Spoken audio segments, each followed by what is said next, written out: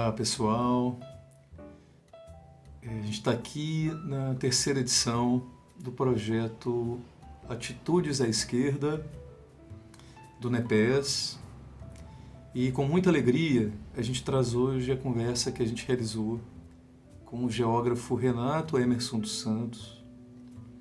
A gente conversou com o Renato Emerson sobre essa fundamental questão, fundamental temática, que foi as lutas contra o racismo e as questões territoriais no Brasil. Foi uma conversa muito rica.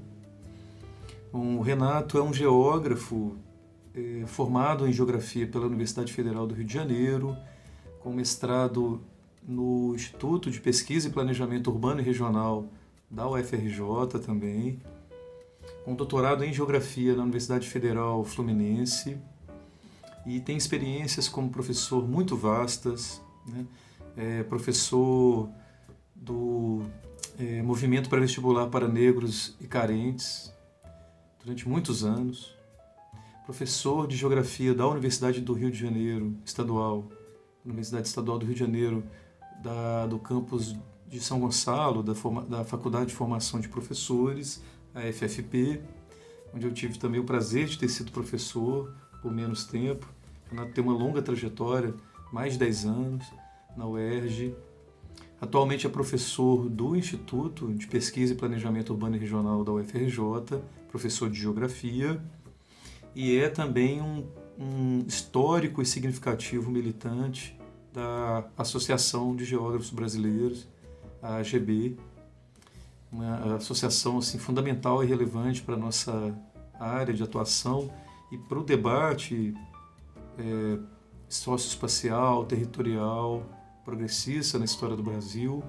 O Renato é um quadro fundamental da AGB, foi presidente nacional da AGB recentemente, e a gente então teve o prazer enorme de ter a presença dele, e esperamos que vocês gostem tanto quanto a gente gostou. Atitudes à Esquerda.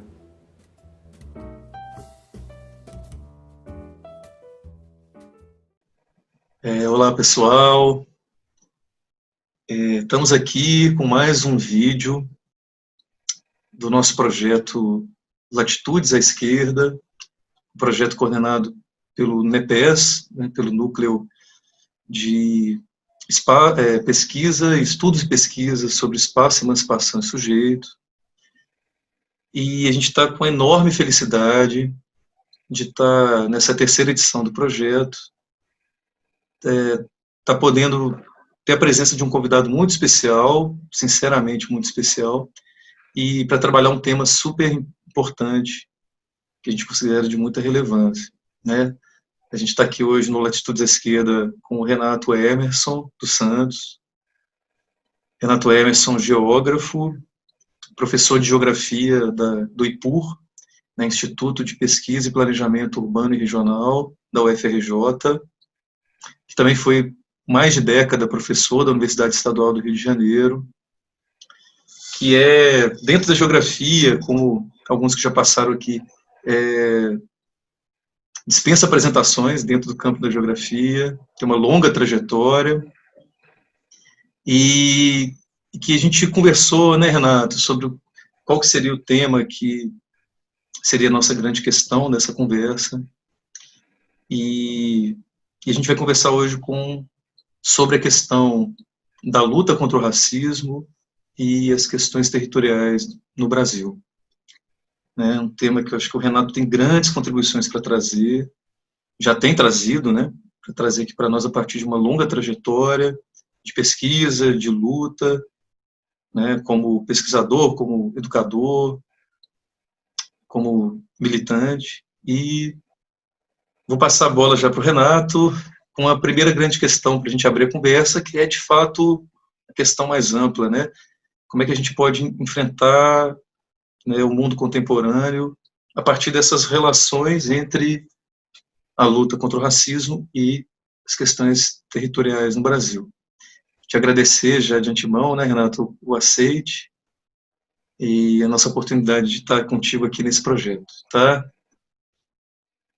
E boa tarde, Matheus. Eu que agradeço a você o convite, né, para fazer essa conversa, fazer esse diálogo. Parabenizo pela iniciativa. Tenho visto os vídeos, as entrevistas, acho que são conversas fantásticas, extremamente importantes. Eu creio que é uma iniciativa fundamental para o nosso campo constituído da forma como nós o encaramos, né? A partir de um compromisso com a transformação social. Que isso é o que nos move, é o que nos une, né?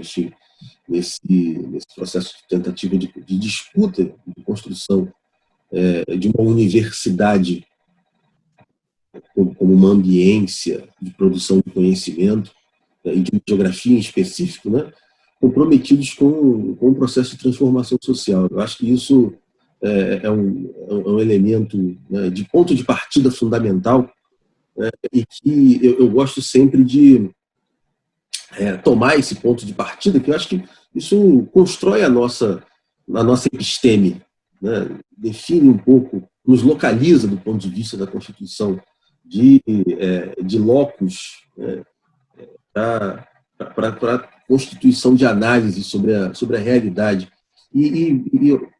Quando eu falo isso, né, dentro do campo da geografia, eu gosto sempre de lembrar, né, um pouco de sacudir a pessoa com quem eu estou dialogando, lembrando, né, um pouco o que é o Brasil, essa sociedade, esse país em que nós estamos. Acho que a nossa conversa tem que começar a tomar isso como ponto de partida. Né? O que é e como se constituiu, né? Para responder essa pergunta que você me faz, né? Sobre a luta antirracismo, a luta contra o racismo e as questões territoriais, nosso ponto de partida não pode ser outro. Né? É uma compreensão um pouco nua e crua do que é esse país, do que é essa sociedade. Né? O Brasil na minha leitura, em primeiro lugar, né, um país que hoje, no mundo, figura, né, talvez, se não entre, né, próximo das 10 principais economias do planeta, né, chegou a ser a sexta economia do planeta alguns anos atrás, mas e que, né, se a gente for comparar, nós estamos em 2020, né, o que era o Brasil em 1920, há 100 anos atrás?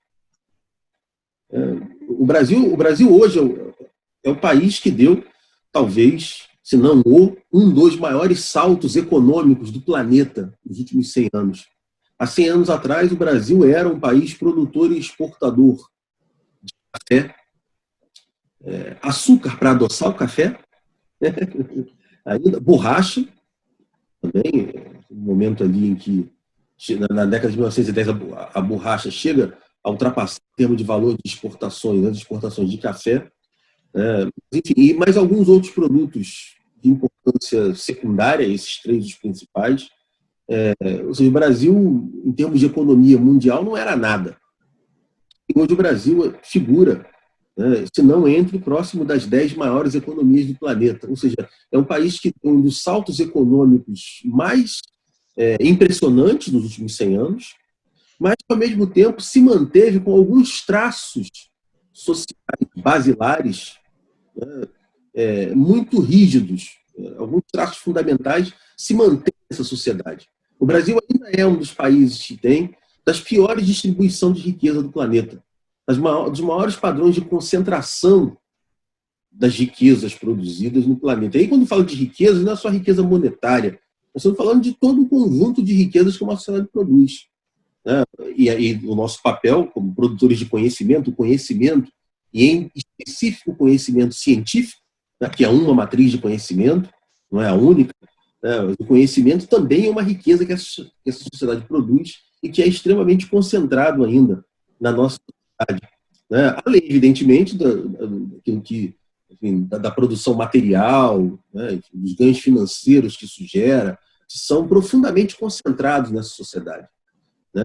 O território é uma riqueza também, né? E aí nós estamos falando do território como algo que é socialmente construído.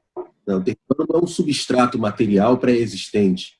O território ele é o fruto da relação que uma sociedade constitui com esse substrato, e que vai definir o que esse substrato é. Afinal, esse substrato pode ser ressignificado, né, relido, retransformado. A ideia e o papel que ele tem na constituição dos projetos de sociedade, né, e que vai definir o uso e a relação que se tem com ele, né, com os elementos que o constituem, enfim, definindo matrizes, né, isso se transforma ao longo do tempo, né? Então, nós vivemos, né, esse é o ponto de partida. Nós vivemos uma sociedade que, apesar de todo o salto econômico, social que deu nos últimos 100 anos, permanece ainda com traços de concentração de riqueza profundos, enfim, que a caracterizavam, né, nos 300 e tantos anos antes, né, no seu processo de fundação, calcado no trabalho escravizado, né, nos processos de escravização do trabalho. Então, além, evidentemente, de outras formas, né, formas de servidão, são múltiplas formas também marcadas pela hiperexploração da força de trabalho. Então, esse país que nós vivemos é um país que se fundou durante alguns séculos no seu processo de formação colonial, né, num modelo de sociedade ancorado na hiperexploração da força de trabalho, na forma escravizada ou na forma de relações de servidão, né, com trabalhadores livres, ou também com os habitantes originários aqui, né, as formas de relação de servidão com indígenas, né, a catequese, né, como instrumento de dominação, enfim, e esse modelo extrativista exportador, que aparece de maneira muito forte nas narrativas em torno da chamada teoria dos ciclos econômicos, que revelam esse modelo ancorado na hiperexploração da natureza, mas também na hiperexploração dos recursos sociais do território, digamos assim, né?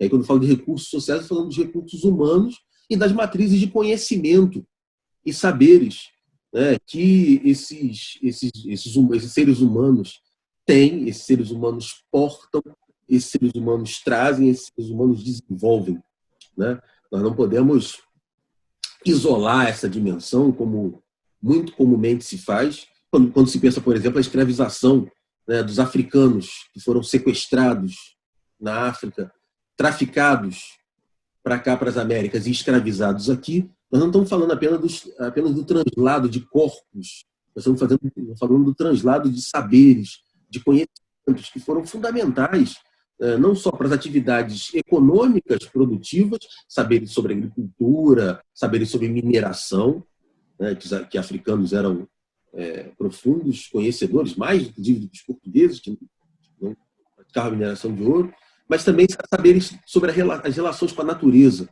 né? E aí nós estamos falando de como transformar elementos da natureza em materiais de construção e as técnicas de construção, transformar elementos da natureza em itens alimentícios, por exemplo, transformar elementos da natureza, por exemplo, em itens de uso para uso medicinal, por exemplo, né? Enfim, então, estamos falando de um conjunto de usos e formas de relação com a natureza que esses indivíduos e grupos trouxeram da África, esses indivíduos e grupos desenvolveram aqui, juntamente com os povos autóctones pré-coloniais aqui, né?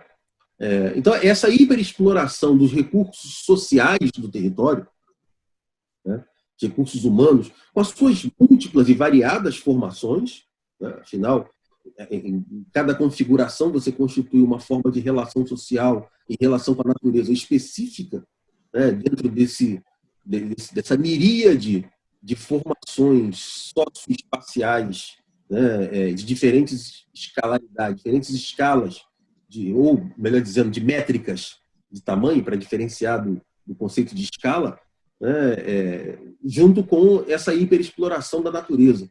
Então, esse país se constituiu dessa maneira ao longo de 4 séculos, ao longo dos primeiros 4 séculos, principalmente, majoritariamente, a relação exploração escravizada no trabalho, mas juntamente com ela outras formas de servidão também, como eu falei, tem esse modelo de sociedade, né, ele mantém esses traços. da hiperexploração da força de trabalho, da hiperexploração da natureza, mesmo nesses últimos 100 anos, nos quais nós demos esse salto econômico tão gigantesco, com poucos paralelos no planeta. Então, acho que a gente tem que começar pensando isso. Nós vivemos uma sociedade que é uma sociedade profundamente marcada ao longo da sua história, por essa, enfim, pela manutenção dessas formas de hiperexploração, dos recursos sociais, dos recursos naturais do território. Então, eu acho que pensar hoje, e tem nessa dimensão um eixo fundamental de desafio para nós do campo da geografia, principalmente.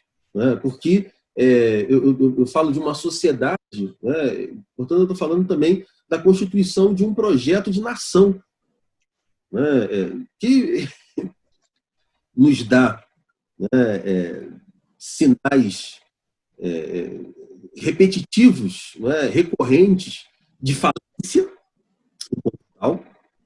Se nós pensamos nação como uma comunidade de solidariedade, é uma comunidade imaginada, uma comunidade socialmente construída, produzida, a partir da mobilização, de elementos significantes dessa ideia de unidade,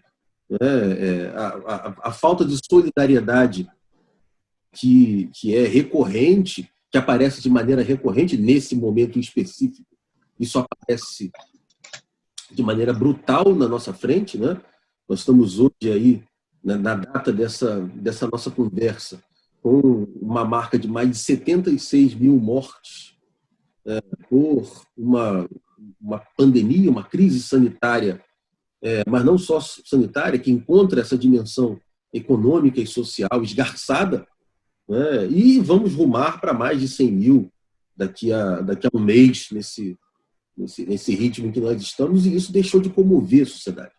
Isso deixou de ser um elemento isso deveria chocar a sociedade, mas a sociedade está se reacostumando. Por que eu falo reacostumando?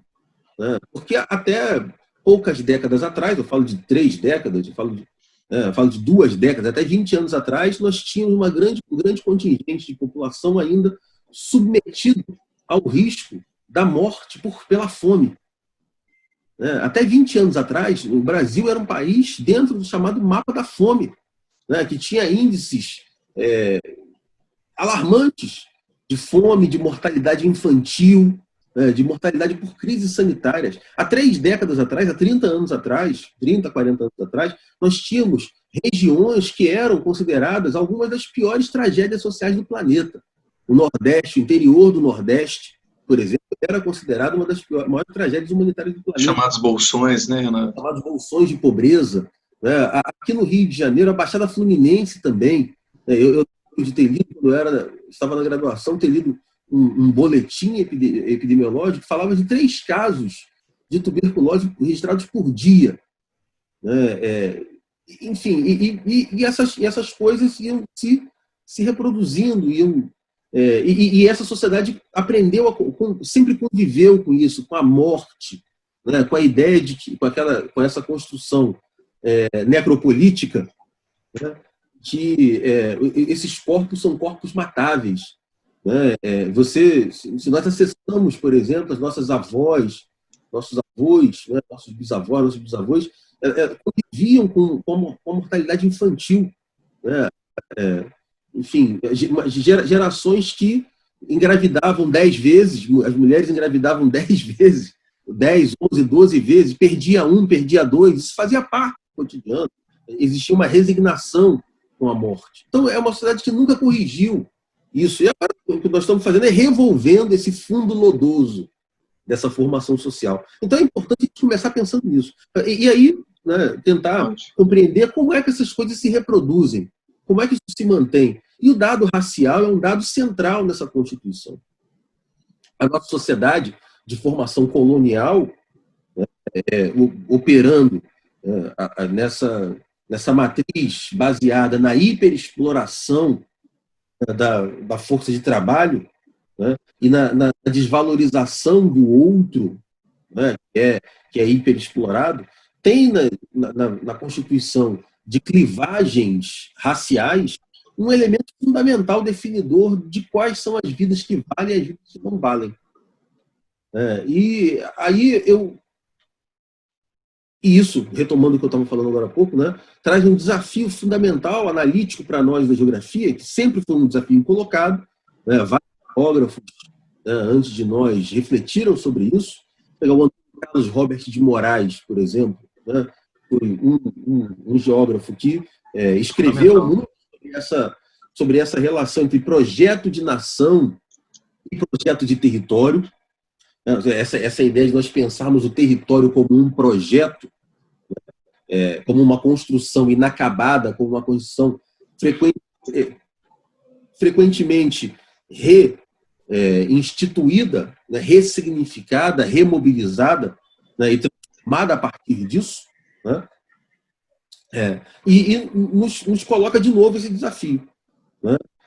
Acho que pensar os projetos de nação na sua relação com os projetos de território tem, sobretudo porque, como dizia o Antônio Carlos de Moraes, né, desde que o Brasil se torna um país independente de Portugal, ou seja, os projetos nacionais passam a ser a resultante dos jogos de forças internas, evidentemente, na relação com as forças externas, né, também, constituindo aquilo que o Florestan Fernandes chamava de dupla articulação, né, decisões internas, né, se coadunando com processos, jogos de poder que definem decisões externas, mas desde que o Brasil se tornou um país independente, essa tensão entre projeto de nação e projeto de território é uma tensão colocada. Né? E o que o Tonico, né, colocava para a gente é que as nossas elites construíram um projeto que operava com a valorização da dimensão territorial, né, junto com a desvalorização da dimensão do povo. Né? Isso desde o século XIX, e o dado racial é um dado central para isso. Né? Por uma série de elementos, de questões, enfim, essa desqualificação do povo vai ser um elemento presente, né, no ideário de nação e nos discursos recorrentes, né, e que são, nesse momento atual, são discursos remobilizados. Né? Há autores e autoras que vão tentar localizar isso em diferentes construções. Por exemplo, né, muitos autores colocam a dimensão da influência das teorias científicas do século XIX, da ciência europeia do século XIX, né, que no mesmo movimento, né, que instaura, sobretudo com a obra do Charles Darwin, né, a ideia de uma unidade biológica da espécie humana, né, também traz a leitura evolucionista deslocada, constituindo a possibilidade de deslocamento, às vezes, dessa variante da constituição biológica, né, o conceito de raça, né, na sua dimensão biológica, muitas vezes foi mobilizado não só como elemento de classificação, mas também como elemento de hierarquização dos seres humanos. Mas mesmo quando se constitui a ideia de unidade e não hierarquização dessa classificação de matriz biológica, né, ele permite o deslocamento dessa hierarquização para a dimensão cultural. Né? Então, se coaduna isso, né, coadunam-se as ideias de que somos uma unidade biológica, mas com variações culturais. E aí o evolucionismo se desloca para o campo da cultura, para o campo da leitura de matrizes civilizacionais. Né? Essa conjugação é que, ao longo de todo o século XIX, dá lastro explicativo, né, para a tese da impossibilidade de avanço desse país com a composição populacional que ele tinha, que era uma composição, no século XIX, na maior parte do século XIX, minoritariamente branca, né, majoritariamente negra ou indígena. Né? Isso é uma explicação para essa constituição de um projeto de nação que desqualifica o povo, né, e enaltece os elementos do território, e que vai se constituir com uma forte ancoragem na dimensão, na positividade do território vis-à-vis, né, essa negatividade da composição da população. Tem uma outra leitura também, que é muito mobilizada, que aponta, né, a difusão ao longo do século XIX, né, do medo branco da constituição de uma onda negra. Estou usando um termo título de um livro, da Célia Mariane de Azevedo, que é Onda Negra, Medo Branco, né? Que é o temor das nossas elites de que ocorresse aqui o que aconteceu no começo do século XIX no Haiti, de que, onde a única independência de caráter efetivamente popular nas Américas, protagonizada por negros, contra as elites brancas. Então, o medo de que aquilo se reproduzisse, e o século XIX, o longo século XIX no Brasil, é um século que tem diversas revoltas, levantes populares, o levante dos malês na Bahia, cabanagem, sabinada, enfim, uma série de levantes populares que fazem essas elites construírem essa ideia do medo das classes populares. Então, isso vai gestar, na construção desse projeto de país, de um lado, essa leitura positiva do território como algo pleno de recursos, pródigo de recursos, e, ao mesmo tempo, de uma nação que, com essa composição, não poderia prosperar. Isso vai levar, ainda na segunda metade do século XIX, a constituição de um projeto de branqueamento da população. E aí o dado racial, mesmo com o fim da escravidão, inclusive muitos defensores do fim da escravidão, muitos abolicionistas, eram abolicionistas porque achavam que enquanto se mantivesse a escravidão, nós não conseguiríamos branquear a população. Não eram abolicionistas porque eram contra a desumanidade da escravidão, não. É porque enquanto se mantiver a chaga da escravidão, nós não conseguiremos eliminar, acabar com os não brancos. Vão continuar de maneira ilegal o tráfico de negros e a manutenção, o tráfico de africanos escravizados e a manutenção deles no território.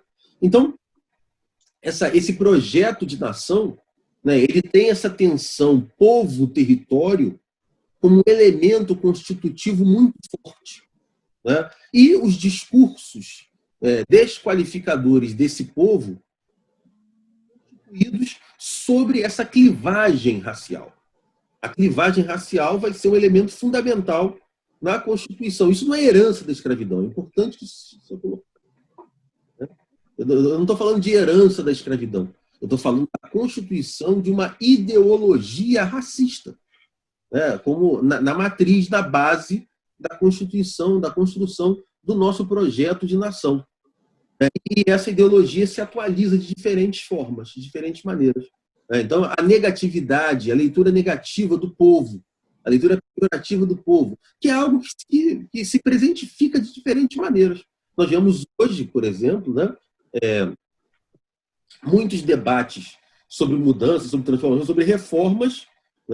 Mas isso vai ser ruim para o povo. Não, mas não tem problema, tem que fazer isso. Porque todo debate sobre... Gessé de Souza, é um autor, um sociólogo que fala muito disso. A leitura que se faz dual do pobre brasileiro. O pobre brasileiro é o pobre disciplinado, ou é o pobre, ou é o vagabundo, o indolente, aquele que você só resolve ele como? Através da violência, do castigo.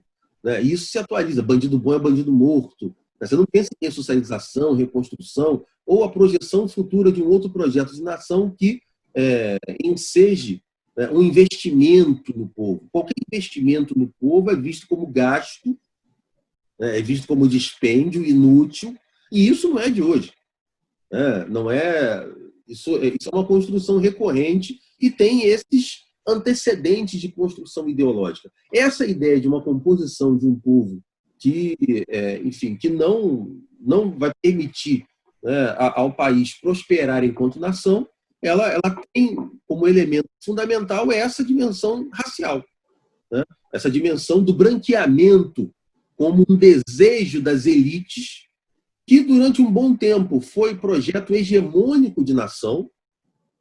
Ao longo da segunda metade do século XIX, isso vai se constituir e se consolidar como um projeto hegemônico de nação, que envolveu, inclusive, um conjunto de instrumentos biopolíticos para a sua viabilização, e isso desde a segunda metade do século XIX e até boa parte, né, até talvez toda a primeira metade do século XX, né, que envolveu instrumentos biopolíticos como, por exemplo, né, a importação de imigrantes brancos, né, envolveu, por exemplo, a forma como foram mobilizadas tropas negras na Guerra do Paraguai. Não foi só o Brasil que fez, né? A Argentina também fez isso, colocar tropas negras como pelotões de frente, muitas vezes desarmados para lutar, né? Como uma maneira de tentar reduzir esses estoques populacionais negros. No começo do século XX, além da importação e do branqueamento, apresentava-se como um instrumento lento, né, incapaz de atingir a meta, né, de maneira mais rápida, né, se começou a preconizar a miscigenação também como uma ferramenta de branqueamento. É famoso o episódio, né, do Congresso Mundial das Raças, em 1911, em Londres, no qual o representante do Brasil, né, era um pesquisador, diretor de uma divisão do Museu Nacional, João Batista de Lacerda, que levou um quadro, uma pintura, né, de um pintor chamado Modesto Brocos. Você já viu essa pintura? Está presente em grande parte dos livros didáticos de geografia de hoje ainda. Olha só que coisa, Matheus. Olha só que coisa. A peça, né, essa pintura do Modesto Brocos, é uma pintura que mostra, né, uma casa, uma família. Né? E aí tem uma senhora negra, né, negra de pele escura, retinta, né? Junto com ela, junto com essa senhora, que é uma mulher mais velha, tem uma outra mulher adulta, que é filha dela, né, aparece como filha mais clara do que ela, né? E essa filha, que é mais clara, tem também junto um marido branco, um homem branco junto com ela, e um bebê quase que praticamente branco, né? Bebê branco. O que essa pintura do Modesto Brocos projetava? E foi isso era o discurso desse representante do Brasil no Congresso sobre raças e racismo em Londres. Ele dizia que no Brasil o problema racial, o racismo ia acabar porque, segundo as projeções dele, em no máximo 100 anos, ou seja, bateu agora, né, a meta, no máximo 100 anos ou em 3 gerações, seria possível branquear toda a população, né, e fazer predominar no Brasil o sangue branco. Ele colocava que com a miscigenação, como os brancos eram geneticamente superiores aos outros grupos, aos não brancos, né, com a miscigenação em 3 gerações você conseguiria fazer o sangue branco predominar sobre os outros sangues e não restar quase que nada, né, da presença de outros tipos de sangue na nossa composição populacional. É importante registrar que ele foi muito criticado na época, né? Mas criticado não porque isso fosse um absurdo, não. Era criticado porque se dizia que 3 gerações e 100 anos era um prazo muito longo. A nação não podia esperar esse tempo todo, né? Então, ele tinha que pensar numa maneira mais rápida de resolver esse problema. Essas eram as críticas que foram feitas a ele, que depois, posteriormente... E essas são as nossas matrizes, né? São as nossas matrizes, as nossas elites. Né? Inclusive, né, em histórias que nós sofremos reprimendas quando as contamos. Né? A Sociedade Brasileira de Eugenia, que vai se constituir, que é contemporânea, imediatamente posterior a isso, né? Tem como um dos seus artífices Monteiro Lobato, né?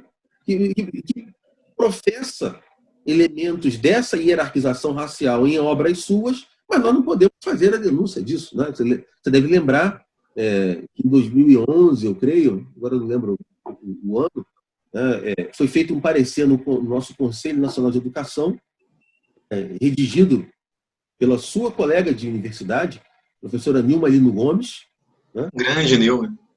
apontando essa dimensão das relações raciais absolutamente deletérias, né, na obra do Monteiro Lobato, e recomendando que se fizesse uma ressalva, né, se receber a obra, né, de que aquele era um padrão de relações que não expressavam o que eram as relações raciais naquele momento e que eram inadmissíveis hoje, porque trazia episódios abertos de racismo, de discriminação, e não mostrava as reações. Essa era a crítica. Né? Não era dizer que aquela discriminação não existia, era dizer que ela existia, mas existia também a resistência. Então, se você quer retratar as relações raciais, que mostra os dois lados. Né? E ela apontava a necessidade de haver, como já há no caso de obras de Monteiro Lobato, por exemplo, o livro Caçadas de Pedrinho, eu acho, é esse título do livro, né? Mostra um comportamento do Pedrinho em relação aos animais que hoje, né, nós não admitimos mais. E o livro vem com uma ressalva, né, para que seu leitor saiba, olha, isso era uma forma como se fazia na época e hoje não se faz mais. Ela apenas reivindicava que isso também estivesse presente dessa maneira em relação em torno das questões raciais, das relações raciais na obra. E sofreu uma perseguição. Nossa, polêmica imensa, né? Você deve lembrar disso. Recordo, me né? recordo. Foi, enfim, né, uma tentativa de destruição de reputação, ameaças, pessoas telefonando para ela, enfim, tipo uma tentativa de escracho público, como se ela quisesse censurar o Monteiro Lobato, ou quisesse proibir o Monteiro Lobato de ser lido. Enfim, esse é o quadro das nossas relações. Essa é a nossa história de constituição de projeto de nação, e esse é o papel, né? Esse é o lugar que se tenta legar a quem denuncia, né, o racismo como um elemento concernente à nossa Constituição. Então, a dimensão racial como estruturante, como organizadora dos nossos projetos de nação, como algo que estrutura, né, o conjunto de posições sociais, né, e que reforça, através dos seus dispositivos cotidianos, né, de discriminação e de blindagem cognitiva à discriminação, né, contribui decisivamente para que o nosso país permaneça sendo esse país que tem das piores padrões, modelos, formas, né, de distribuição de riqueza no planeta. Então, aí a gente entende essa dimensão estrutural do racismo, ele é central para a manutenção dessa estrutura social ancorada na hiperexploração dos recursos sociais, da força de trabalho, dos conhecimentos, dos saberes, e também da natureza, né? E tem uma relação direta com os projetos de território, que é a outra perna, né, dessa discussão, dessa questão que você me colocou. Né? O território é projeto.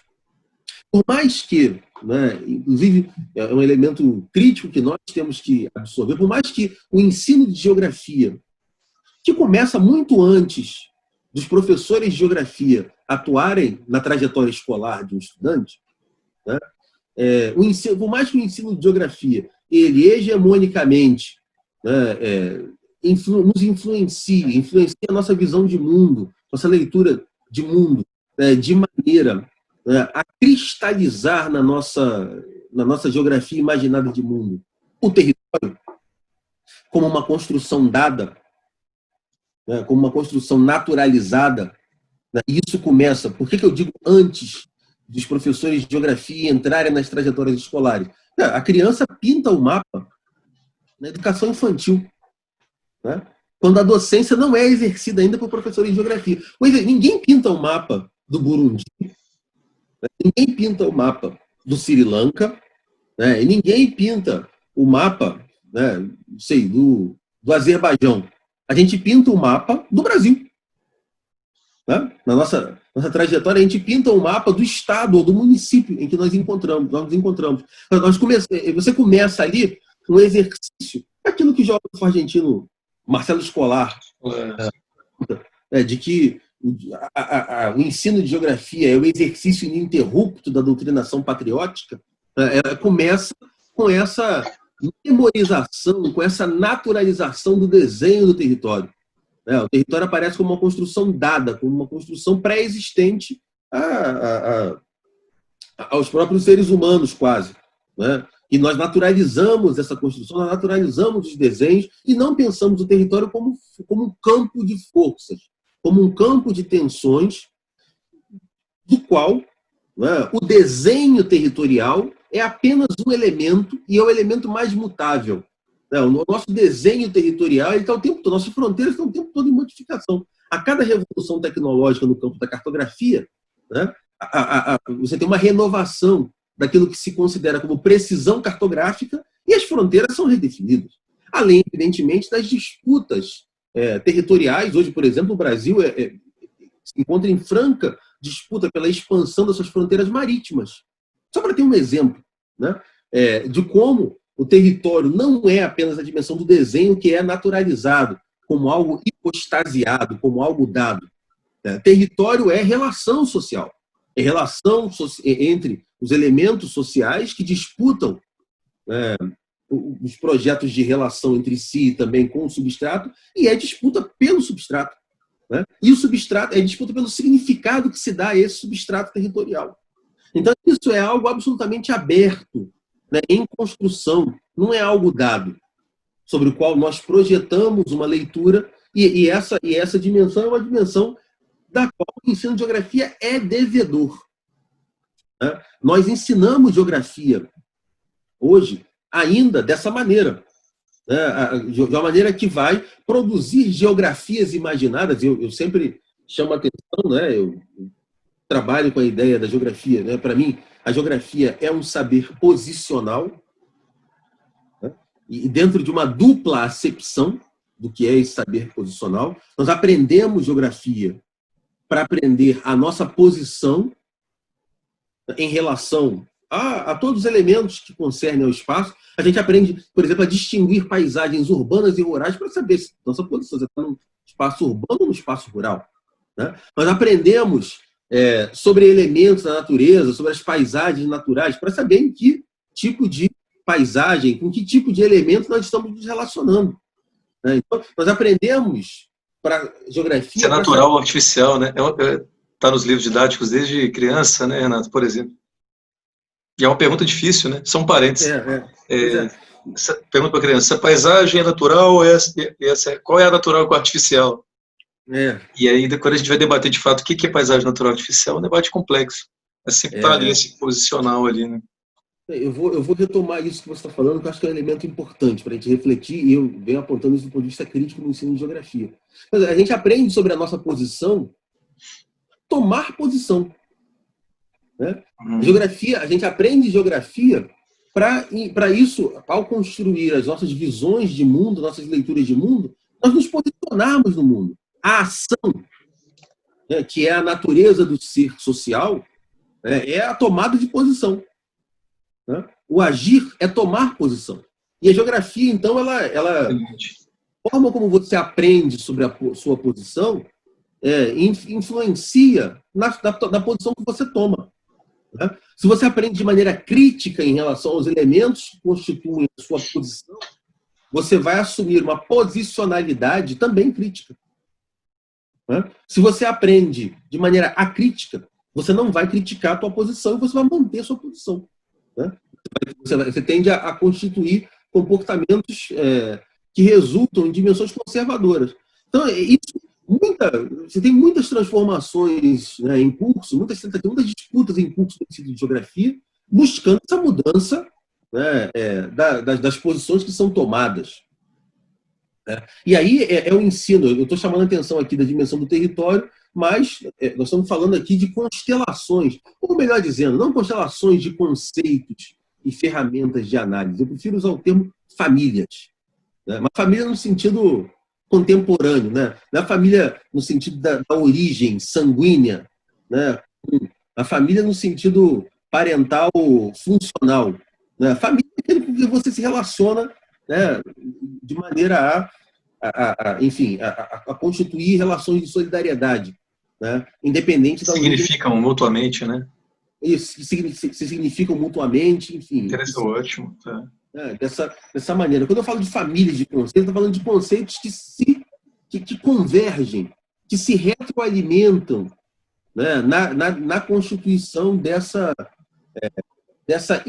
influência, dessa inculcação, né, de leituras sobre posições que orientam as tomadas de posição, né?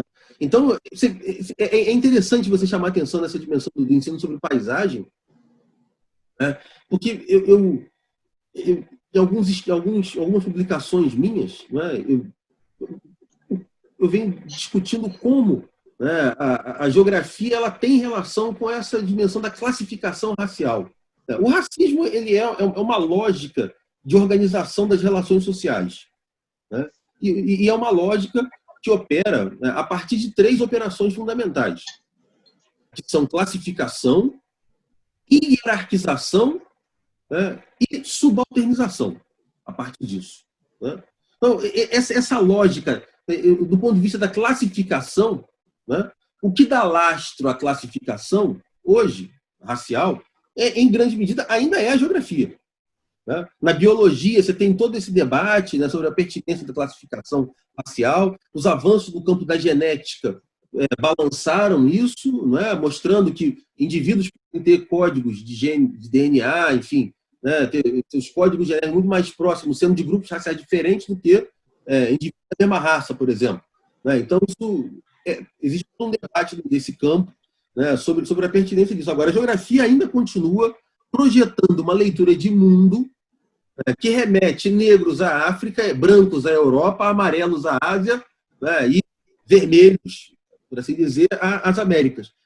Continua dando lastro espacial a essa classificação. E contribui mais ainda. O conceito de paisagem é um conceito importante para isso, né? Por quê? Eu falei aqui agora há pouco dessa fluidez de deslocamento do eixo classificatório, né, de uma dimensão biomaterialista, da construção biológica, para uma dimensão cultural, civilizacional, né? Ou alguns autores chamam de culturalista espiritualista. Então, tem 2 matrizes de lastreamento dessa classificação. Uma biomaterialista, nós temos também, enfim, ramificações. No Brasil, por exemplo, a gente tem essa dimensão fenotípica, né, de leitura dos corpos a partir da sua dimensão fenotípica. Em outros países, nós temos a dimensão genotípica.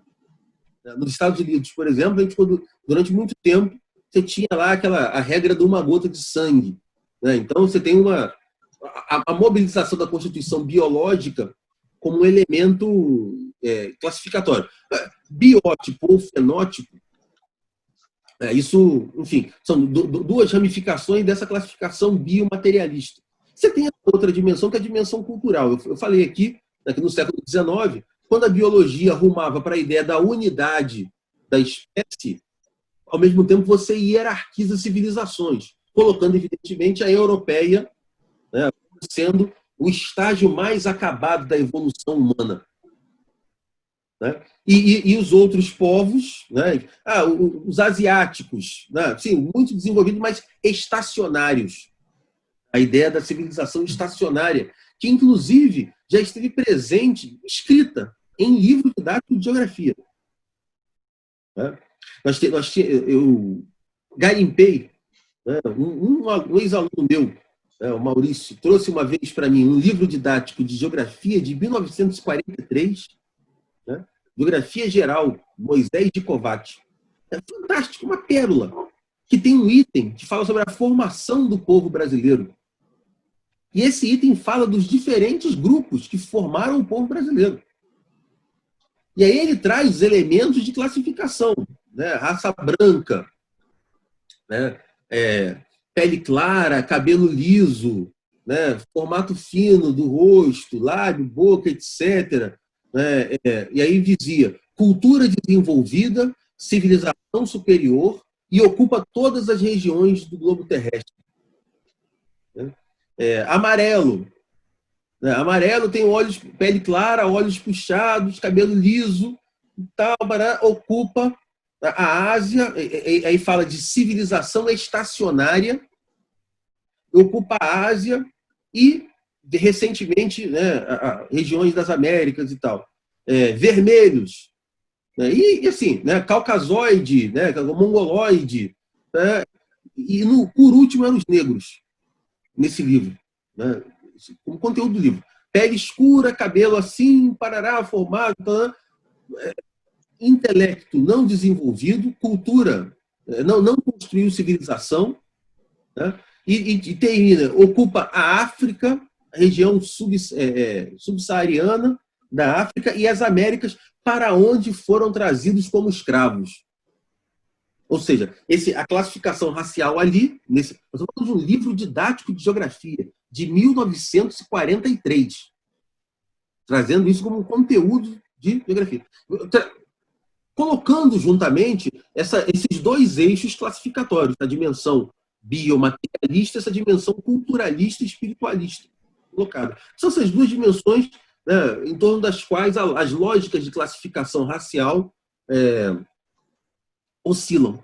Olha, veja que coisa engraçada. Quando eu comecei a fazer análise de livros didáticos de geografia, a gente encontrou vários livros daquilo que é hoje o 6º ano, antes era a 5ª série, né, no nosso tempo, 6º ano, trazem um conceito de paisagem. E operando com essa dualidade, paisagem natural, paisagem cultural, artificial. Hoje é super presente ainda. Muito presente. Mas assim, os livros trabalhando isso de maneira dual e isso. Né, alguns livros trazem inclusive desenhos de paisagens, né, sequências de paisagens sendo transformadas do polo natural para o polo artificial cultural. E olha só que coisa interessante. Transições, né, civilizatórias, né, lineares, né? Assim, eu chego a identificar alguns livros que tinham, primeiro, o desenho de uma paisagem, normalmente era uma área plana, com alguma montanha atrás, né, e tal. Alguns encontrou até paisagem com dinossauro, para mostrar que é a paisagem natural anterior à presença humana. Aí depois aparece a mesma paisagem com os seres humanos, tipo os Flintstones, né? Aquele homem com aquele vestido, com um cetro, né? Um pau na mão e tal. Tacape e tal, né? Um tacape, alguma coisa assim. Tacape, mas normalmente aquela cajadão, né? Um cajadão grande para ajudar a caminhar e tal, enfim. Aí mostra esses indivíduos como pastores, com alguma criação depois. Aí depois aparece a agricultura, alguma área. E o último estágio mais avançado da transformação cultural da paisagem é a cidade, né, com prédio, carro, né, avião e um sujeito de terno e gravata. Evidentemente. Horror, né? A gente pegou das mesmas coleções, nos livros de 8º ano ou 9º, quando falavam de cada região do planeta, a gente encontrou aquele desenho do sujeito primitivo, da paisagem não culturalizada, aquele que não domou a natureza, portanto vive ainda numa paisagem natural, ou seja, comandado pelas forças da natureza, como se fosse um demérito. Né? Nós encontramos aquela mesma foto do sujeito, homem, com uma roupa tipo Fred Flintstone, com um vestido, sempre aonde? Em qual continente? Africano. Confirmando de maneira diferente. Aquele conteúdo da classificação racial, que eu encontrei no livro didático de 1943, ele não está mais presente nos livros didáticos. Entretanto, os livros projetam essas diferenças de evolução civilizacional, né, localizando grupos em posições hierarquizadas, do ponto de vista da sua capacidade de transformação, de produção do mundo. Então, isso tudo constrói, e aí, por isso que eu falo de famílias de conceitos. O conceito de paisagem trabalhado desta maneira se enreda com outros conceitos que vão produzir essas localizações. Eu estou falando de saber posicional, que define a sua posição no mundo. Né? E você posiciona os negros a partir de um conjunto de imagens, força, né? Nesse lugar que é o lugar da, enfim, da ausência de contribuição para o que é o mundo. Traz uma narrativa histórica de que o mundo contemporâneo é fruto de processos intra-europeus que transbordam para o resto do planeta, né? A partir das grandes navegações.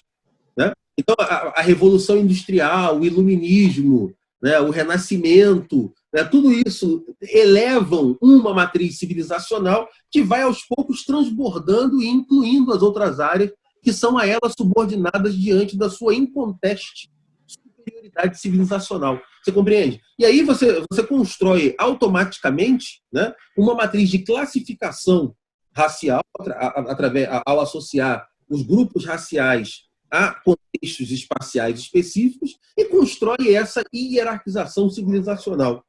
Então, isso que é a forma como nós ensinamos sobre nós mesmos, né, de geografia aqui.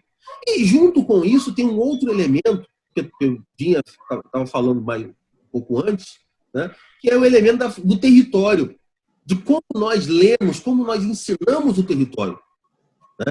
Todos nós, né, temos na nossa geografia imaginada, né, até eu sou um péssimo desenhista, né, até eu consigo fazer uma geografia imaginada da formação do território no Brasil, que traz alguns mapas. Que é só eu falar e você tem na cabeça. Né? Todo mundo tem um mapa de Tordesilhas na cabeça. Tordesilhas cortando esse território, né, entre Portugal, possessão de Portugal e possessão da Espanha. Todo mundo tem um mapa das capitanias hereditárias, esse mesmo recorte de Tordesilhas com as capitanias hereditárias. Todo mundo tem um mapa depois do formato do Brasil, né, nessa expansão territorial que, evidentemente, ganha, né, tem o Tratado de Madrid, Santo Ildefonso, no meio do século XVIII, né, como marcos fundamentais, e depois vão ser complementados, sobretudo na virada do século XIX para o século XX, tratados territoriais, enfim, avanços territoriais sobre, né, quase todos os nossos vizinhos. Né? Nossa diplomacia conseguiu avançar, talvez a Guiana inglesa foi a única disputa territorial que o Brasil não ganhou. Ganhou uma parte da Argentina, ganhou do Paraguai, da Bolívia, o Acre é o mais famoso, enfim, de todos os... Quantas áreas? Eu pergunto a você, né, que essa representação territorial que a gente pinta quando é criança, aprendendo a naturalizar esse desenho do território, é uma representação a partir do locus epistêmico de qual sujeito? De quem? Né?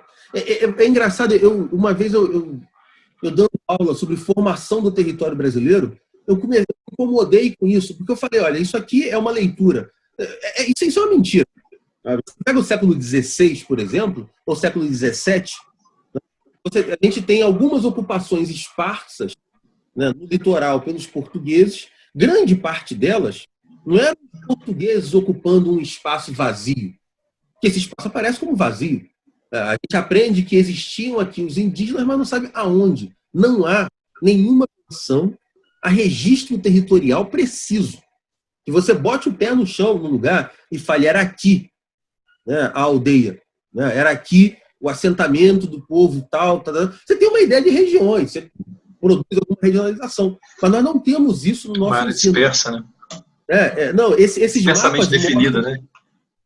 Esses mapas mostram apenas, né, a imaginação espacial das possessões territoriais a partir do locus dos europeus. Aliás, nem todos europeus, né, dos portugueses e espanhóis, porque franceses, holandeses, para eles não tinha esse negócio. Né? Eles vinham aqui também e ocupavam. Né? Começaram a ter ocupação, né, em Pernambuco, no Maranhão, no Rio de Janeiro, os franceses, né, aqui também estiveram. Para esse grupo, aquele negócio de Tordesilhas não tem nada a ver. Eles tentaram, mas enfim, e nessa de me incomodar com essas representações, eu encontrei inclusive um mapa holandês, né, de 1630, que mostrava possessões de Portugal como uma fração né? Algumas frações, possessões espanholas da América do Sul, como algumas frações, e possessões holandesas. Para eles, aquilo estava valendo. Né? É claro, tem um contexto específico de relação entre a França, a Espanha, né, e a Holanda, que a Espanha dominou a Holanda durante um tempo. Mas, enfim, essa cartografia, essa representação territorial, mostra o locus específico de um sujeito. E que sequer naquele momento, em grande medida, né, ele impunha isso sobre outros sujeitos que aqui estavam. Né? Muitos povos indígenas se sentiam donos das regiões, das áreas onde eles viviam, e se relacionavam com os colonizadores como eles, os donos. Os colonizadores chegavam ali e faziam relações comerciais e tentavam estabelecer aquilo que se chama de exclusivo colonial. Né? Então, você só faz comércio com, né, os súditos do meu rei, quem tiver essa bandeira aqui. Né? Quem tiver outra bandeira, você não faz comércio. Por isso que os navios daquela época andavam com bandeira de tudo quanto é lugar. Né? Aqui bota a bandeira de tal, que aí a gente consegue chegar aqui. O exclusivo colonial era a forma de relação, né, de possessão, que não é o controle absoluto de um território que é contíguo com a dominação do colonizador. O Antônio Carlos Robert de Moraes faz uma crítica a isso. Ele fala das regiões coloniais como um núcleo, uma zona de difusão, e essas eram as duas áreas que os colonizadores tinham algum tipo de controle territorial. Agora, as zonas de trânsito que ficam entre uma região colonial e outra, e os fundos territoriais, o colonizador não tinha possessão, não tinha controle nenhum. Os elementos para você afirmar que um território é seu, que é a apropriação, controle, uso, esses elementos os colonizadores não tinham. Né? Mas isso não aparece. Né? O fato de grupos indígenas controlarem frações do território, teriam conhecimento sobre frações do território, isso não aparece. Sequer o protagonismo do conhecimento desses indivíduos aparece. Os bandeirantes chegaram aqui, penetraram, foram até a Amazônia, foram até... Mas esse pessoal era muito sortudo mesmo, né? Para andar por um continente que eles não conheciam, não tinham mapeado, não sabiam nada. Né? Na verdade, quem conhecesse tinham caminhos de grupos indígenas. O caminho Peabiru, por exemplo, que fala muito hoje. Né? Eles tinham esses saberes territoriais, se apropriavam de frações do território. Agora, o nosso ensino, né, e essa geografia imaginada que as nossas representações projetam, anulam completamente a presença desses indivíduos, os conhecimentos desses indivíduos e grupos, né, os saberes e o protagonismo que eles tiveram na constituição desse território. Renato, então, só fazer até um parênteses, cara, para te jogar a bola mesmo. Eu achei muito legal o que você falou, porque eu gosto muito, inclusive, de uma discussão do Antônio Carlos Robert Moraes, né? Tem um texto dele que eu acho magnífico, que é o Sertão, um outro geográfico. É um texto dele que não ganhou muita projeção, eu cacei ele porque eu trabalhei o sertão em Jequitinhonha, né, como tema, e ele vai dizer uma hora assim, aonde é o sertão? A gente, da geografia, não consegue delimitar muito bem, assim, o sertão não é necessariamente, a gente fala um pouco do sertão porque tem o agreste, sertão, tarará, mas não é isso, né, o sertão como o sertão de Goiás, o sertão de Minas Gerais, que a versão mais aceita é da palavra desertão, né, que é a origem da discussão do vazio demográfico, que era uma ideia de deserto civilizatório. Então a palavra sertão significava transformar em não sertão, nessa lógica meio colonial. E aí eu queria te jogar a bola de novo, para você continuar, né, que está muito bom mesmo. É uma discussão que eu sei que você gosta e domina também, assim, traz ela com algumas reflexões que eu gosto e tem a ver com o que você está falando, que é, eu notei por causa disso, que é essa discussão de que eu acho que há uma teoria em revisão contemporânea que envolve também o ensino de geografia, por exemplo, como necessidade de revisão, né, que sempre apontou a modernidade, como você colocou muito bem, como algo que se estivesse na Europa, estivesse se difundindo pelo mundo. Mas hoje a gente entende que, na verdade, o caminho foi bem oposto. Né? Você tem uma Europa que, ao se relacionar com outras partes do mundo, ela está levando para a Europa ou manejando em outros territórios saberes de outros povos. Então, essa modernidade seria, na verdade, muito mais um produto do que é o conhecimento da humanidade difuso e em contradições e conflitos, né, do que o que foi dito como um protagonismo ou uma autoria europeia sobre esses saberes. que a gente até aprende dentro do nosso próprio território, como se os saberes construídos aqui dentro fossem exclusivamente europeus. Nem sequer os na Europa eram exclusivamente europeus. Então, podia você falar mais disso, que eu estou gostando muito. A tua fala, enfim, você trouxe vários outros parentes, digamos assim, né? Essa família de conceitos, né? Essa ideia de sertão, que na verdade a ideia de sertão era uma ideia muito mais relacional, né, do que ser uma porção, uma área específica. Então, toda a área contígua sobre a qual não se tinha esse controle territorial por essa expansão colonial era sertão. Então, aqui, o interior do Rio de Janeiro era sertão também. Saiu de São Paulo, saiu da cidade, era sertão às vezes, né? É isso, exatamente. E essa construção ideológica, para mim, é um dos maiores pecados da geografia, ou melhor dizendo, né, uma das construções mais nocivas da geografia, que é essa ideia de vazio demográfico. Isso, enfim, né, que, como você falou, né, é vazio também civilizacional. Na verdade, a ideia de vazio demográfico aciona as duas dimensões, né? A invisibilização dos contingentes de ocupação populacional, né, e, de outro lado, essa desqualificação das matrizes de relação sociedade e natureza do outro. Daí a ideia do vazio civilizacional. Acho que esse é o conceito que a geografia brasileira tinha que algum dia sentar no banco dos réus, né? Rever, repensar. Né? Nós crescemos aprendendo isso, né? com um conjunto de parentes. Né? É uma família ampla, grande. Né? Então, a gente aprende, por exemplo, nos primeiros livros de geografia, você tem lá aquela ideia de que o Brasil é um país de dimensões continentais, muito populoso, porém pouco povoado. Né? Esse mantra, né? Isso vai autorizar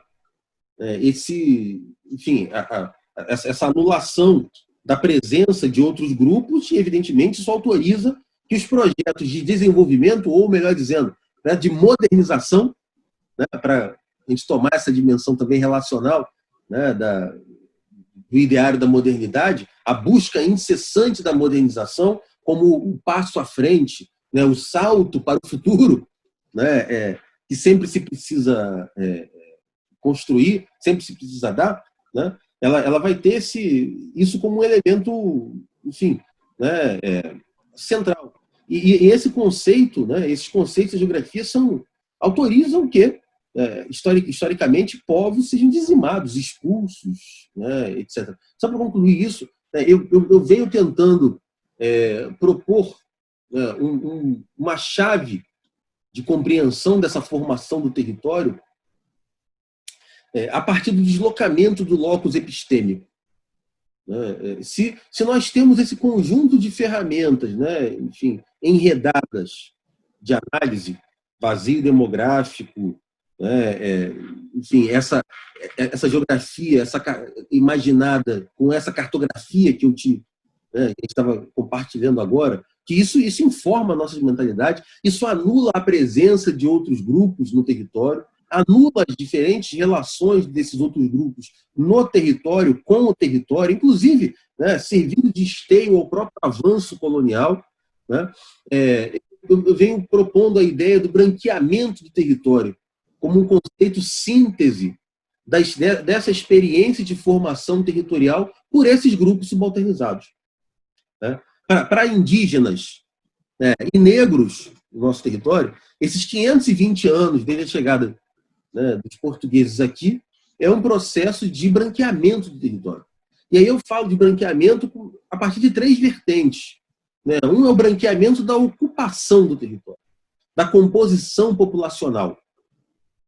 Estou chamando a atenção para essa multiplicidade, para essa pluralidade, né, de ferramentas biopolíticas de constituição de composições populacionais. Eu falei aqui da Guerra do Paraguai, falei aqui, né, de expulsão de povos.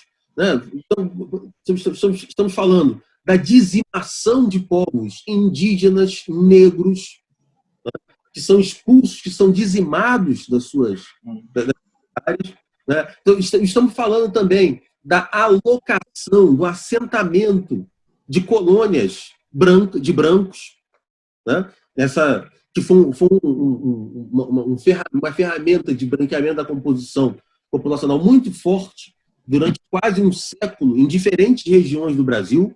Né? Se fala muito da região sul, onde isso foi mais forte, né? Mas interior de São Paulo, Minas, Espírito Santo, né? Inclusive até no Nordeste você teve isso, né? Colônias de europeus sendo assentadas para povoar frações do território, e evidentemente, né, não estamos falando de territórios vazios, estamos falando da expulsão, dizimação, extermínio, assassinato de outros grupos, né? Mas, além dessa dimensão da ocupação, eu falo de umas outras duas dimensões desse branqueamento do território. Uma segunda dimensão é a dimensão do branqueamento da imagem do território. Após expulsar, que é o que essa cartografia promove, você é uma narrativa do território que apaga a presença dos grupos não brancos. Nossas histórias territoriais são contadas sempre a partir da chegada do branco, diferentes escalas, tanto na escala nacional quanto nas escalas locais. As histórias locais são contadas a partir da chegada do branco também. Mesmo quando os nossos locais têm toponímias de matrizes indígenas e muitas toponímias africanas, ou toponímias da presença negra nesse território. Uma presença que é anterior a chegada do branco, que serve de referência para a constituição dessa narrativa de território. E isso invisibiliza a presença de outros grupos nesse território. Então, tem esse branqueamento da imagem, através de construções de narrativa que partem do locus epistêmico branco, né, ela é possível graças a esse enredamento, desse conjunto de ferramentas posicionais do ensino de geografia. E é isso. Né? A gente aprende sobre a posição, para saber a posição. Uma terceira dimensão que eu chamo a atenção é o branqueamento da cultura. Que aí nós estamos falando da imposição de matrizes culturais, matrizes de relações sociais e de relação sociedade e natureza do branco. Né? Isso, enfim, isso é algo que se renova, afinal a ideia de modernização, ela não é um dado absoluto, ela é sempre uma ferramenta relacional. Uma nova onda modernizadora anula, constrói não existências, produz não existências, como diz o Boaventura de Souza Santos, né? Anula o que existia antes, e aí esse processo de branqueamento cultural, a imposição de novas matrizes, ele se faz sentir, ele é presente num processo de gentrificação numa área urbana, como a gente tem aqui no Rio de Janeiro, se diz revitalização como se a zona estivesse morta, né? Aqui na região do Porto, por exemplo, revitalização urbana, como se fosse uma área morta. Levar a vida para, né? Muito prenhe, feliz, né? pleno, um tecido social cheio de vida, mas você transforma aquilo tudo em não existência, para promover novos padrões de sociabilidade que tem, enfim, valor e traz ganhos para os agentes de mercado. Então, essas três dimensões, o branqueamento da ocupação, o branqueamento da imagem e o branqueamento da cultura, como a imposição dessas matrizes de relações da natureza, constituem a nossa história territorial. O dado racial é um dado presente, fundamental nisso. O importante, né, aí eu acho que a tua pergunta é fundamental para a gente, é a gente compreender esses enredamentos de sentido que os diferentes aprendizados, ensinamentos que nós trabalhamos em geografia têm para construir esses processos racializados de classificação, hierarquização e subalternização. Isso não se constitui apenas a partir dessa forma como nós aprendemos sobre o Brasil. Né? A geografia, como saber posicional, né, ela é um aprendizado sobre o mundo. E a forma como nós aprendemos sobre o resto do mundo também traz isso. E esse elemento que você chamou a atenção é fundamental. Quando eu comecei minha pesquisa em 2007 para 2008, na virada de 2007 para 2008, sobre os impactos e possibilidades da Lei 10.639 do ensino de geografia, entrevistei um conjunto de professores com os quais nós trabalhamos, nós construímos nosso processo de pesquisa-ação. Né? E eu lembro que eu começava, né, a entrevista com os professores, que depois seguiram com a gente durante 5, 6 anos, né? Mas como é que é o teu ensino de África? E todo mundo falava da lei da 639 como a lei do ensino da África. E aí o pessoal falava, eu trabalho a África assim, assim, assim. Teve um depoimento que eu transcrevi, inclusive trouxe alguns dos meus escritos, que é fantástico. Né? E eu estou falando de um professor que é um sujeito crítico da sua própria prática. Ele não veio para o meu grupo à toa. Né? Ele veio porque ele percebia os efeitos de poder da geografia que ele ensinava e queria, né, enfim, transformar, né, seu próprio ensino de geografia. E aí eu perguntei para ele, como é que é o teu ensino de África? Ele, África a gente trabalha, a gente fala de Egito antigo, né? E aí depois a gente fala da coisa do tráfico negreiro, né? Fala da partida da África, fala da descolonização da África e fala do quadro atual da África, né? Da África, com essa coisa das doenças, né? As ditaduras, tal. Falei, tá, me diz uma coisa, mas quando você fala de África, então não, me diz outra coisa. Como é que você fala de Américas? A América a gente trabalha as grandes navegações, né? E tal. Aí, e por aí segue, né? Independências. Né? Como é que você fala de Europa? A Europa a gente fala do Império Romano, Idade Média, tal, né? Industrialização.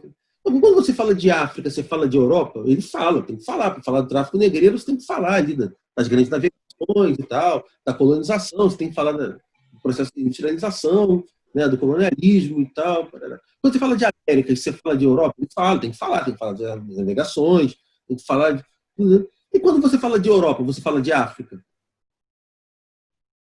Ele, não. Quando você fala de Europa, você fala de Américas? Ele, não.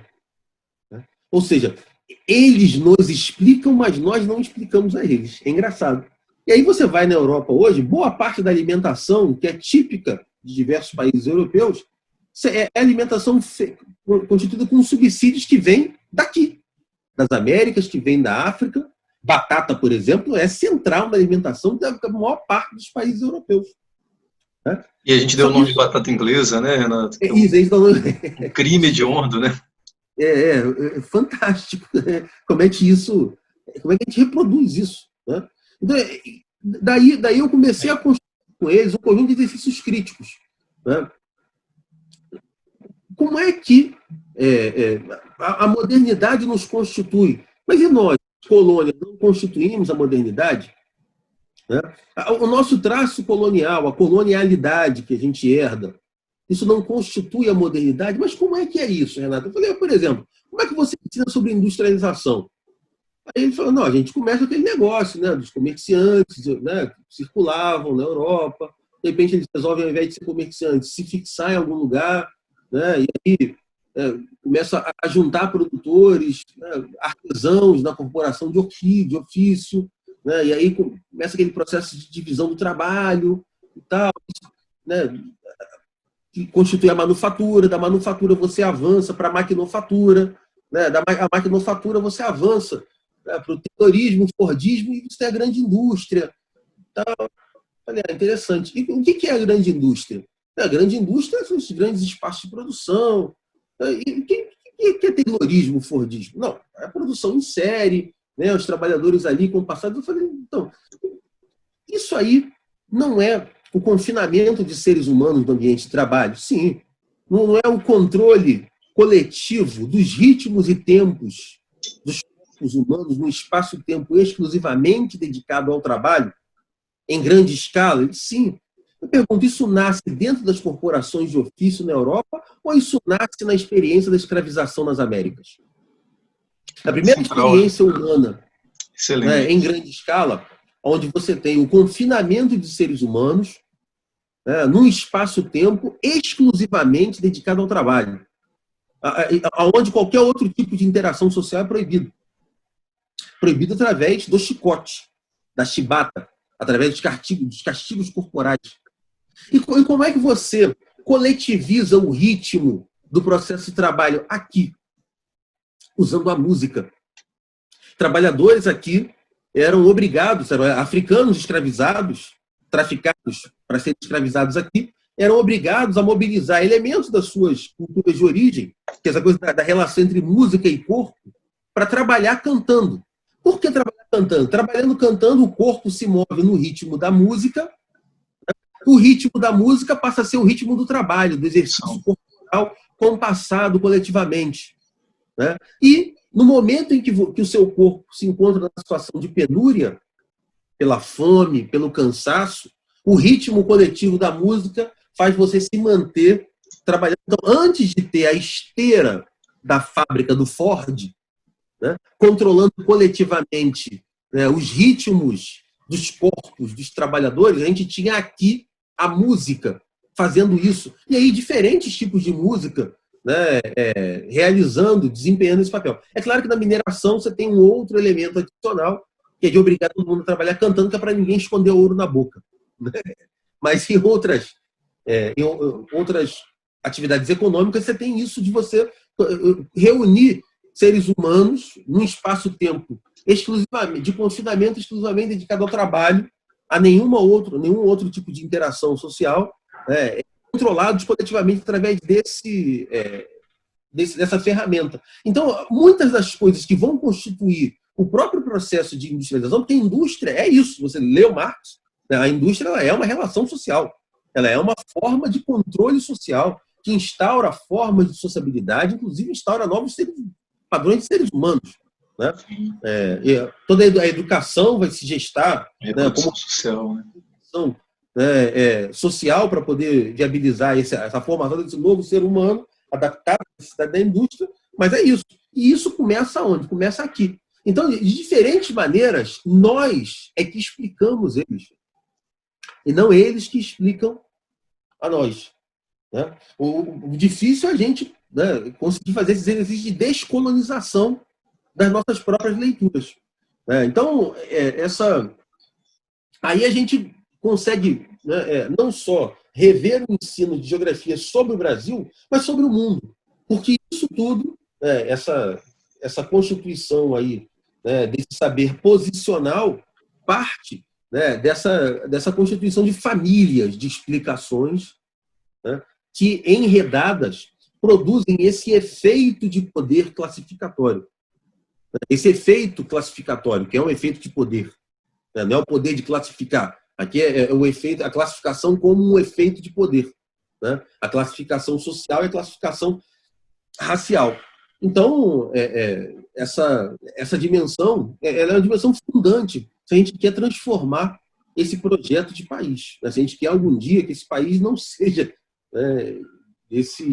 com essa concentração da riqueza produzida de maneira tão brutal como nós ainda temos. Temos que pensar essa constelação, temos que pensar essa dimensão racial dessa constelação, temos que narrar o nosso território de outra maneira, para construir uma outra relação entre território e povo. Porque a relação entre território e povo que nós temos hoje é essa relação racializada, que através dessas famílias de constelações, e aí eu estou falando de raça, né, como essa ferramenta de dominação, para mim é um sistema de dominação, essa ferramenta de dominação, essa tecnologia de controle social, baseada nessas três operações, classificação, hierarquização e subalternização de grupos, que tem nas operações de classificação a conjugação de elementos biomaterialistas e também elementos culturalistas e espiritualistas. Então, as formas de relação com a natureza, que são, né, nessa relação, nessa constituição de leituras de mundo, associadas aos grupos racializados, dominados, subalternizados, né, vão ser as formas de relação com a natureza que são, objeto dessa dizimação, desse branqueamento do território. Então, grupos que hoje nós chamamos de grupos tradicionais, existe toda uma crítica a essa ideia de tradicional, como sendo reificadora de um remetimento a essas formas de existir ao passado, né, e não como formas de existir no presente, num presente seja pleno e prenhe de simultaneidades, né, de diversidade, como algo que é, enfim, enriquecedor das formas de resistir. Né? Então, esses elementos são elementos enredados na nossa explicação, né, do território. Então, para pensar no racismo, para combater o racismo, nós temos que operar essas coisas de maneira conjugada. Por isso que eu acho que esse conceito de branqueamento do território, né, se torna uma ferramenta que eu venho propondo, né, uma ferramenta potente, né, para a gente projetar, né, um território mais plural, mais diverso e uma sociedade mais igualitária também. Então, acho que nós, da geografia, nós temos essa responsabilidade, né, de pensar que a nossa leitura sobre o mundo, e aí é o mundo inteiro, né, a nossa leitura sobre o mundo é a leitura de cada um de nós no mundo, informa a visão de si no mundo. Né, e essa dimensão da posição que você ocupa no mundo informa a sua tomada de posição. Né? Então, não há ensino, nenhum elemento do ensino é neutro. Porque todos eles, né, oferecem referenciais para a tomada de posição. Né? Pode fazer um gancho com o que você falou, Renato. Eu não sei como é que a gente está naquela lógica dos limites temporais, né? Porque acontecer a prosa, por mim, é muito mais longa. Mas a gente não precisa se resumir ao momento que a gente vai gravar ou a uma gravação só. Eu desde já te reconvido, né, para a gente fazer novas com continuidades mesmo. Fazer um gancho para a gente ir pensando um pouco, a partir do que você já falou, sobre essa lógica eu gostei muito, né, seja pela perspectiva da palavra, mas seja na perspectiva do saber geográfico, como você colocou muito bem, enquanto tomar posição, um saber de tomada de posição, tem a ver com tomada, tem a ver com ação. E aí você colocou lá no começo um processo histórico estruturante da cultura brasileira, que é o Haiti e o medo que se estabeleceu de uma revolta, né? Sempre uma eminente possível revolta, né? Porque obviamente também é uma estrutura de domínio tão concentrada e tão violenta que ela por si só era, né? Como os estudiosos do Haiti explicam, a estrutura violenta ela possibilita ao dominado ou ao subalternizado, lógico, uma reação, né? Porque, na verdade, algumas vezes só uma reação intensa pode constituir uma reação, dependendo do grau, né, Renato, de subalternização, de violência, de domínio, de exclusivismo e tal. E aí, quando a gente pensa que a geografia é um saber de tomada de posição, a gente está aqui, obviamente, nós dois, sem medo de dizer isso, dizendo que é um saber que nos interessa enquanto um saber insurgente, né? Como é que você pode pensar assim essa geografia pensada, o saber espacial, territorial, o pensamento sobre o território, que inclusive não é só geográfico, né, não é do domínio só da geografia, como é que ele pode estar a serviço de uma tomada de posição e, ao mesmo tempo, então, como ele é ameaçador, principalmente no momento atual. Então, a gente pensar um pouco como a gente começou, né, voltando lá no começo, que a gente conversou muito, é ótimo para você poder desenvolver essa etapa mais até o tempo que você puder, né, nos seus horários, de como é que, de fato, um saber espacial pode contribuir profundamente com uma luta contra o racismo. Acho que você falou muito sobre isso já ao longo da conversa, né, pensando nessa lógica da tomada de posição e, ao mesmo tempo, como essa luta contra o racismo, ou essa clareza de que não dá para discutir nada no Brasil. Esses dias eu ressaltei isso, né, numa conversa com outras pessoas de uma fala muito importante do Silvio Almeida, né, que é um pensador de muito valor. Eu já acompanhei ele há algum tempo para acompanhar as discussões dele, mas foi interessante ele falar isso no Roda Viva, que deu uma repercussão maior, foi uma entrevista importante. Como a gente ter clareza hoje, enfim, né, uma clareza que estava já em muitos, mas a gente está expandindo essa clareza de que não dá para discutir nada no Brasil, economia, política, território, cultura, sem discutir a questão do racismo. Então, essa luta contra o racismo é uma luta que estrutura também as posições de sujeito e que perpassa, então, uma revisão, uma releitura do que pode ser a geografia, o ensino de geografia, o pensamento sobre o território e tal. Você poder dar essa apanhada a partir de tudo que você já falou, pensando também um pouco nesse momento histórico que vivemos, e num apontamento para o que queremos, né? Utopicamente contra um mundo tão distópico, né, que a gente está vivendo. Eu acho que é fundamental a gente, primeiro, assumir isso, de que o racismo é um eixo fundamental, estruturante dessa sociedade, que é a da sociedade mais desigual do planeta. Muitas vezes a gente conversa, eu comecei falando disso, porque isso é uma chacoalhada que todos nós precisamos ter.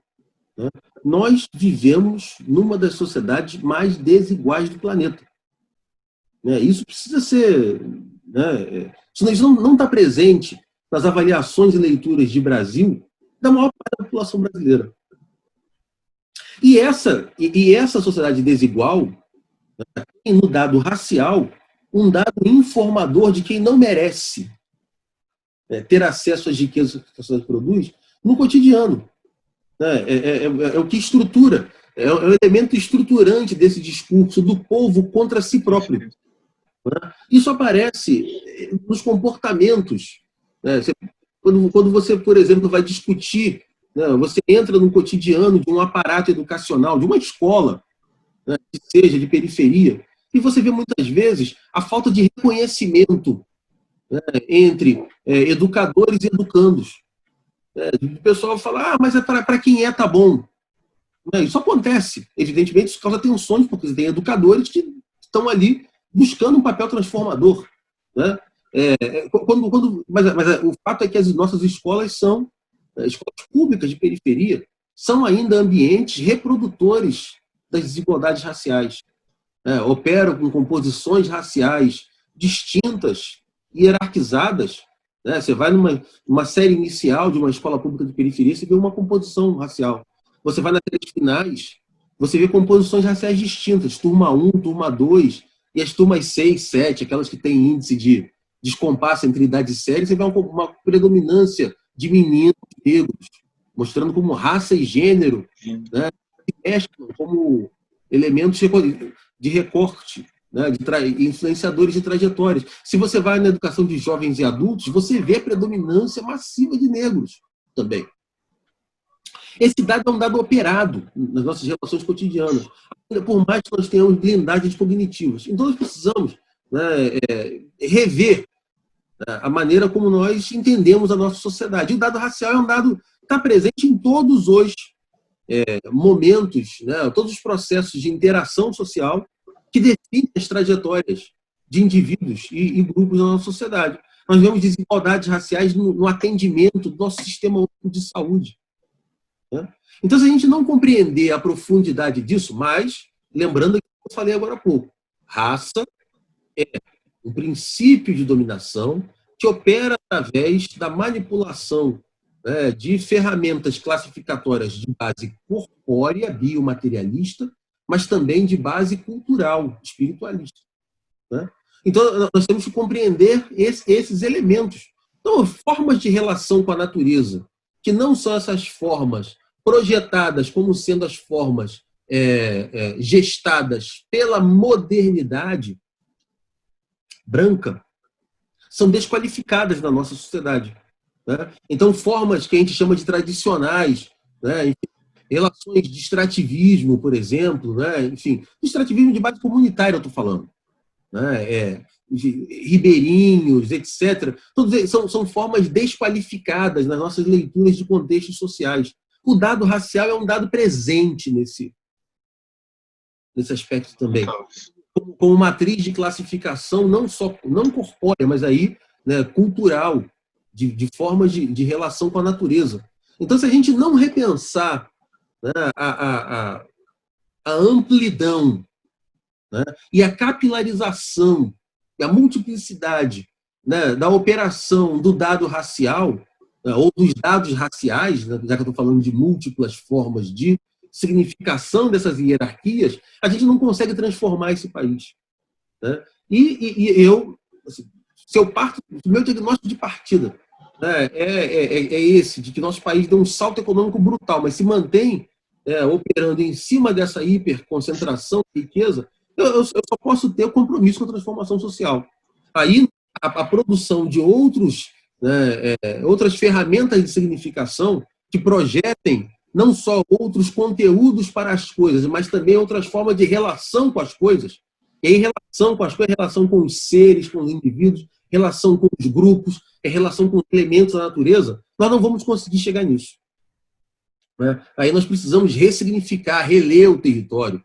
Né? O território como sendo um espaço vivido. Né? Esse não é o território do desenho territorial, né? Naturalizado. Né? Não é esse. É o território pensado como forma de relação. Um território que é sempre reinventado. Eu dei o exemplo aqui, né, no caso dos projetos de revitalização urbana, como você recria uma área, transforma, imorta uma área que outrora foi considerada mais viva, mais dinâmica. A transformação portuária no Rio de Janeiro é um exemplo brutal. Né? O Rio de Janeiro nasce como uma cidade portuária. Né? E aí, de repente, você chama uma área que tem uma vitalidade cultural fenomenal, uma história de presença negra e de gestação, né, no passado e no presente, de manifestações culturais negras, você chama de área morta, ao falar que precisa revitalizar. Então, nós precisamos rever nossos instrumentos e ferramentas de leitura da realidade. No nosso caso, dentro da geografia, de leitura espacial da realidade. Né? Então, nós temos que, para isso, articular nossas categorias-chave de leitura da experiência social, território, região, paisagem. Essas categorias precisam ser remobilizadas, repensadas criticamente, né? Para que a gente produza outros significados que projetem outras formas de relação. Né? E não essa forma de relação que privilegia. E nesse sentido, é óbvio que nós não estamos sozinhos nesse mundo. Temos contribuições de outras disciplinas também para a produção disso.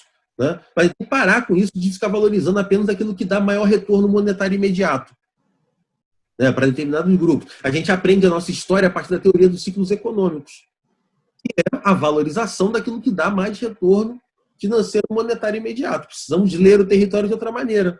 Né? Precisamos pensar o território como um conjunto de violências, pensar o território, a formação do território como um processo aberto, né, que engendra, né, em diversos momentos, violências de todo tipo, de tipo biológico, violências de tipo social, violências de tipo cultural, né, violências de tipo linguístico contra grupos, para que nós projetemos outras formas de relação com esse território. Acho que isso é o papel de uma geografia comprometida com a transformação social, como tem que ser. Excelente. Eu vou reafirmar aqui para quem está ouvindo a gente, os guerreiros da resistência que sempre ficam até o final, né, que a gente tinha conversado antes, né, Renato? Se o Renato não tivesse mais compromisso, a gente poderia estender, mas talvez na internet tem também um certo tempo, né, que a gente está aprendendo ainda, né, Renato? O tempo dos vídeos, que se não, um vídeo é maravilhoso e 5 horas e ninguém assiste também. Porque eu, sinceramente, saio muito feliz, né, dessa conversa, e porque eu acho que é uma conversa, né, Renato, sobre um tema e sobre uma trajetória, na minha opinião, de vida, sua também, e que nós, pelo menos, do projeto, a gente se sente muito feliz, e eu gostaria de terminar aqui, talvez não vai ser tão comum que eu faça isso em todos os vídeos, realmente sugerindo para quem está nos vendo que te veja em outros vídeos e te leia, né?